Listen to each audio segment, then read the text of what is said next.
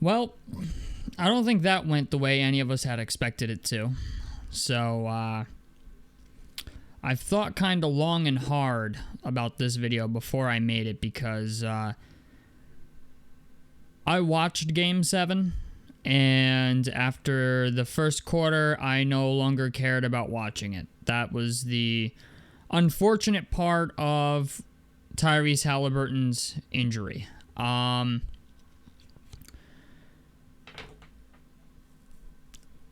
I guess I want to start the video off by saying it sucks, obviously, that we lost Game 7 of the NBA Finals. Especially how I feel we lost it, because Tyrese Haliburton came out of the gate balling. I mean, like, he shot 3 of 4, had 9 points in 7 minutes. I mean, it looked like Haliburton was gonna go off for, like, 25, 30 points. And then I actually said this after, I think it was Game 5, where Haliburton strained his right calf. I was like, you can go back and watch that video. I said, you have to be careful about these injuries because they can become more serious. They can become an Achilles tear or just something way worse. And sure enough, that's exactly what happened. I understand Tyrese Haliburton played because it's the last game of the year. You're playing for all the marbles. Like, you can bitch and complain about the refs. You can bitch and complain about the coaching staff even letting him play. Especially after the way he played in Game 6. They were 100% going to let him play in Game 7. But even if you watch the replay, like in slow motion, you can see it. You can see he tore his Achilles. If you watch it back in slow enough motion, you can see it. I don't know who the reporter is that asked Miles Turner at halftime about the Tyrese Haliburton injury, but that was a stupid fucking question. I just want to throw that out there. So she's like, well, how do you feel about Tyrese Haliburton's injury? It's like, yo, my man is in Game 7 of the NBA Finals at halftime, and you're asking, like, how do you feel? It fucking sucks. That's how I can answer that question. It doesn't have to be Miles Turner. I can answer that fucking question. It fucking sucks. Your best player just went down with an Achilles tear. Oh, yeah, I'm feeling fucking great. Can't wait to come out in the third quarter and get our ass handed to us. It just... it sucked, man, because, like, right after that happened, I just did not want to watch anymore. Even though the game was on, I had no want to pay attention to it because I was like, this is it. I know I shouldn't feel that way, but it's just the idea. I don't think people really fully understand when you lose your star player to an injury like that in the middle of a game. Like, I don't think that's ever even happened in a Game 7, right? Not in the first quarter or anything like that either. Like, to come out the gate, like Tyrese Haliburton to come out the gate balling, and then, like, to have that happen, it's just like, it sucks, man. It sucks because I feel like if Haliburton played, the game would have been a lot closer. We might have even won the game. You know what I'm saying? But I just feel like once Haliburton went down, it fucks up your lineup entirely. Everybody's worried about your superstar player. They're not even really fully focused on the game anymore, really. Tyrese Haliburton, just his gravity being on the court, being able to suck the defense in and create open three-point shots and all this other stuff. It just, like, I don't think people really understand the type of impact that has on a game. Like, I know people will be like, oh, well, like, there will be OKC fans like, well, it doesn't make a difference. No, it makes a huge difference. It makes a huge difference because the main guy that draws all the attention of the defense is not there anymore. It makes the game significantly harder for the Pacers at that point because, like, I say this time and time again, Tyrese Haliburton is the engine of our car. You know what I'm saying? And if you don't have the engine of your car, you ain't going nowhere. So I give credit to TJ McConnell. TJ McConnell was, like, the only guy really balling in the third. I don't know why Pascal Siakam didn't, like, sat so long in the third quarter. I didn't understand that either. It feels almost like we kind of just gave up in a way. It sucks. It's a shitty feeling. I still like Rick. I'm not going to get on Rick's ass too much because we overachieved. You know what I'm saying? At the end of the day, I think people have to understand we were never supposed to be here. You know what I'm saying? I think we were the only ones that really thought we should be, right? We were the only ones, like Pacers fans were the only ones that thought this team deserved to be here. Everybody else was like, oh, well, you shouldn't have beat the Bucks. Oh, well, you shouldn't have beat Cleveland. Oh, well, you shouldn't have beat New York. Oh, you could beat OKC. Well, you're not supposed to beat OKC. And we took them to game 7. Like, I can't... I could sit here and dwell on it and be like, well, fuck the refs, we should have won. I'm not gonna do that. Okay, I'm not gonna do that. I'm not gonna sit here and blame referees when your star player gets injured in game 7. At that point, like, the referees don't fucking matter, because the one of the key pieces, are like the main key pieces of your team, or like in some instances the guy the entire team is built around, okay, is done. What people should expect from this is I just want to say congratulations to OKC. It sucks to win it that way. I'm sure they hate to win it that way. I'm sure they would have rather played us as a full healthy team. But they won. You know, give them their fucking flowers. They're a good team. Does it suck that happened to us? Yes, it does. And Haliburton's going to be out all of next season, most likely too. Achilles tears are not things you just come back from in 3 months and you're good to go again. So that's the shitty part. Like, what is the conclusion? Like, what is the end game to all of this? Well, I hate to put this into people's heads, but Miles Turner's probably gone. Like, I hate to say that. I know there's a lot of people who want Miles Turner back. I want Miles Turner back, but not as much as everybody else does. Like, I just don't think there's a reason to pay Miles Turner like $30+ million a year anymore if Haliburton's going to be out. You know, you could give him, 3 years, $90 million, and for at least one of those years, it's going to be null and void, right? For at the very least one of those years, Tyrese Haliburton's not going to play. So you're not really, for a fact you're not playing for a championship at least this upcoming year. Like, that's out of the question. Unless something miraculous happens and somehow Tyrese Haliburton's able to play, even if he can, right? They're not going to rush him back. You know, he's your star player. He's the guy that, makes all the money. You really got to be careful about how you play him now at this point. So that's the other thing. Is, you're at this point, for a fact, like, next season's kind of a wash. So that's the shitty part. I will say this. I feel like a trade is coming. I feel like maybe we try to get another draft pick or something like that. I know we did just get a first-round pick back for next year's draft from the Pelicans. But honestly, this sets the team back a lot. It really does. Because it changes the entire outlook of shit. There's not even a promise that Tyrese Haliburton comes back as the same player. Granted, he's a jump shooting guy for the most part. His bag is not super deep. So you do have that in your benefit, that it's like, he's not a guy that is like super crazy explosive or anything. But it has to be in the back of your mind that, like, this team does need to fix up some issues. And this gives us time to do that. We'll say this, okay? This gives Ben Mathurin potentially an opportunity to show himself or prove himself to everybody else. That's the one benefit to it, is like Ben Mathurin's probably going to get a full season next year of being a starter and getting the ability to go out there and do what he does best, score the basketball. Andrew Nembhard probably going to play point guard. TJ McConnell probably, obviously, still going to be backup point guard, but it's going to be kind of a growth year. I will say that. I think it's going to be kind of a growth year, and that's why I'm not, like, super mad about the possibility of Miles Turner not coming back now. And the reason I say that is because you could draft a center and put them out there with the starters. Like, I don't know. I haven't looked at the draft board yet, but if you could find a center in free agency that's good, or even in the draft that just has a lot of promise, and throw them out there with the starters, maybe somebody who's projected to be really good, if you can trade up and find a way to get a draft pick in the area they're going to be in. You could potentially find yourself a better center than Miles Turner. especially when it comes to rebounding. Rebounding hurt us a lot in the playoffs this year. I get it. We went to Game 7 of the NBA Finals, so people are going to be like, it's not that big a deal.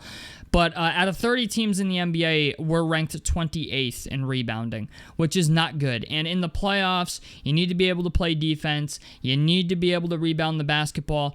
I do not think Rick Carlisle should lose his job. I'm going to throw that out there because I know there's going to be like a handful of people that think Rick should lose his job, all just based on the shit that happened in Game 7. Pascal sitting as long as he did in the third quarter, and, TJ being the only guy able to get his offense going in that third quarter. I think Rick's the right coach. I just want to say that. I think Rick's the right coach. I think a lot of guys on our roster are good fits. I love Aaron Nesmith. Obi Toppin makes a lot of money, but I love Obi Toppin. Andrew Nembhard, I think, is going to get the ability to develop a lot next year. I think Ben Matherin's going to get the ability to develop a lot next year. I think Jarris Walker is going to get the ability to develop a lot next year. This is going to be, I hate to say this, but, this upcoming year, now that this happened, likely Miles is gone unless he comes back for a cheap, because not for nothing, but Herb Simon's not going to pay the fucking luxury tax if we have no... he already doesn't want to pay the luxury tax. There is no reason for him to pay the luxury tax now that Tyrese Haliburton's not going to be here next year. Don't know how, but Herb Simon managed to skirt the luxury tax again for the 20th year in a row. So, I just want people to understand that while it is a setback, I do think it's a minor setback. The problem is, by the time everybody comes back, by the time Tyrese Haliburton comes back, by the time we figure out what we're doing with the center position and stuff like that, for all I know, it could be better. You know what I'm saying? I don't want to be too down in the dumps about it, but for all I know, things could be better in the next 2 to 3 years, right? For all we know, Tyrese Haliburton could come back. Okay, maybe we don't have Miles anymore, but we still have Siakam. We'll have whoever playing center, which unfortunately, as much as I like Miles Turner, I really don't think Miles is exactly what the doctor ordered for this team. I think Miles would be a great center on the Milwaukee Bucks. A team that has, Giannis Antetokounmpo doing all the dirty work, and they just need a guy to stand out there to shoot threes and block shots because Brook Lopez is done. That's a team where I could see Miles fitting into and it not being the end of the world, or a team even like the Spurs with Victor Wembanyama, right? Just a team where Miles isn't really needed to do the things that we need him to do, right? I always thought Miles was kind of a weird fit to begin with. I just think he doesn't fit what this team needs. He fits into what we do, but he doesn't do the stuff we need out of the center position, like rebounding and banging down low and stuff like that. He's a rim protector. He blocks shots and shoots threes. But the problem is with Miles Turner, if he's not hitting threes, he's kind of fucking unplayable. And we saw that in the playoffs this year. If Miles' three is not falling, he's atrocious. I hate to say that. I know a lot of Pacers fans absolutely love them some Miles Turner, but go look at some of these series stats for Miles Turner, man. If that three ball is not falling, he is a fucking liability more times than not. And, I understand why people like him. I understand why he's, easily a lot of people's favorite Pacer because he's been here for so long. But it just all signs kind of point to him not coming back. The playoff run really wasn't great for him. He had a couple moments that were pretty good, but all in all, his series against OKC was atrocious. If you're playing Chet Holmgren, all right. And Herb Simon doesn't want to pay the luxury tax if we're not going to be a playoff team again next year or a contending team. This is a man who simply will not pay the luxury tax unless his team has got the ability to contend. And the idea that Haliburton's injured now and is going to be out all next year, most of it anyway, I don't see a world in which Herb Simon pays the luxury tax to keep Miles Turner around. I just don't. But the positive side of that is maybe we draft a center. Because they're going to go center hunting. I'm going to tell you right now, they're going to go center hunting. We need to fix the rebounding problem. So they are going to be in the market for a center. Who that center is, I don't know. Are they going to draft someone? I don't know. Are they going to trade for somebody? I don't know. But that part of our team needs to be fixed. So I don't know. I don't know what the front office has up their sleeve, but they seem to always have a couple tricks. Kevin Pritchard does tend to pull rabbits out of the hat more often than I suspect him ever to. But the thing is also you got to consider Siakam's getting older. Siakam's going to be, north of 32.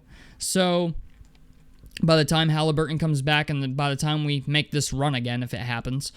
But I don't know, man. We just kind of got to take it one day at a time.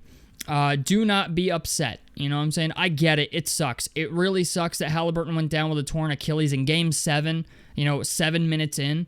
But I'm glad to have been there. You know what I'm saying? I'm glad that we showed the rest of the league that, we deserve their respect. We don't get it. And, even with ESPN, all the analysts picked us to lose. They picked us to lose against Milwaukee. They picked us to lose against Cleveland. They picked us to lose against the Knicks. And only one guy, Jeremy Woo, picked us to win in 7 against the OKC Thunder. Everybody else picked them to beat us in 5 or 6 games. They were all fucking wrong. We took them to 7. So don't be upset. What's the saying by Dr. Seuss? Dr. Seuss has a quote that says, don't cry because it's over, smile because it happened. And that's what Pacers fans should be doing, man. You should be very, very happy this team made it as far as they did, because I sure as shit didn't have them going to the NBA Finals. I thought we'd be a second-round exit. And we shocked the world. We were the ultimate Cinderella story. There's gonna be a fucking 30 for 30 on this team. I'm telling you, there will be. There will be a 30 for 30 on the 2024-2025 Indiana Pacers. To start off the season 10-15, have your point guard get rated as the most overrated player in the league. You make the playoffs. Your star player hits a game winner in every single fucking series. And then in the final game, he tears his Achilles. There will be a 30 for 30 on this Indiana Pacers team, because you have never seen a Cinderella story like that in the NBA ever before. Okay? Yeah, you could talk about the Miami Heat a couple years ago, but even they were a better team than people were giving them credit for. We were a better team than people were giving us credit for, but it's just the idea every single series to have, the dramatics, right? Like the theatrical part of it, where against the Knicks, you go into you're in the fourth quarter, there's there's 2 minutes left and you're down by 14 or some shit, and then Aaron Nesmith goes crazy. Game 1, Game 5 of the Bucks series, Game 2 of the Cavs series, Game 1 of the Knicks series, Game 1 of the Thunder series. These are not moments that are just going to get passed by lightly. It's a great story. So I know it sucks. It sucks because I had to go to work today. I didn't see Harrison, and it sucks. I wanted to talk to Harrison because he's the other Pacers fan that I work with. But I imagine if I saw Harrison, he would be pretty down in the dumps today, because Haliburton tearing his Achilles was just not what I wanted. And unfortunately, him tearing his Achilles ruined Game 7 of the NBA Finals. This game I thought was going to be a dogfight. I thought it was going to be a great game. And then it's hard, man. It's hard to want to watch the game after your star player has a significant injury like that. And you got to try to I don't know, find some confidence or some hope, because you know that your team is now significantly handicapped playing against a team that's arguably a 70-win team. They won the finals, and I think they had the most wins of any team. What was it? Or they had the third most wins of any team since, the 95-96 Chicago Bulls, and won the championship. So it's just the idea, they're a good team. And to be honest with you, if we'd have won Like, we were getting a 30 for 30 regardless, whether we won or lost. But it's just the idea, had we won this game, that's arguably the greatest ring in NBA history. Like, I know there's going to be people who disagree with that, but to go into the playoffs, be an underdog every step of the way, have your superstar be considered the most overrated player in the league, or your star player, whatever you want to call him, star, superstar, whatever, be rated the most overrated player in the league, then he hits a game winner in every single series, and then to win it against two teams that were arguably 70-win teams, had Donovan Mitchell and SGA just not gotten injured in the regular season, that would have been one of the greatest rings ever won in NBA history. So, you know what, man? Take it for what it is. Don't dwell on it. I know it sucks. Next year is going to suck as well, but you know what? You get to see some the positive spin I'm going to put on this is the idea that you get to see our young guys next year really develop. Okay? Like, yeah, it's going to suck that we're not contending for a championship next year, but Jarris Walker, Ben Mathurin, and Andrew Nembhard are going to get some much needed minutes. Okay, in different roles as well. You know, Andrew Nembhard's going to get some time at point guard, which I think he so desperately needs, by the way. I think he needs some reps at point guard just because of the turnover situation, and his ball handling really ain't the greatest. His decision-making really ain't the greatest. So giving, you know, like, I can't say his decision-making isn't the greatest, but he has moments where you're like, why the fuck did you do that? But that's the positive side of it. Aaron Nesmith is going to get better. Ben Mathurin's going to get better. Obi Toppin's even going to get better. You know, Jarris Walker's going to get some much-needed burn, more burn than he got this year. So there's positives to it, okay? It's not, I understand it sucks, and it sucks now, but, you know, in 2 or 3 years, you're going to look at this team and be like, we're OKC.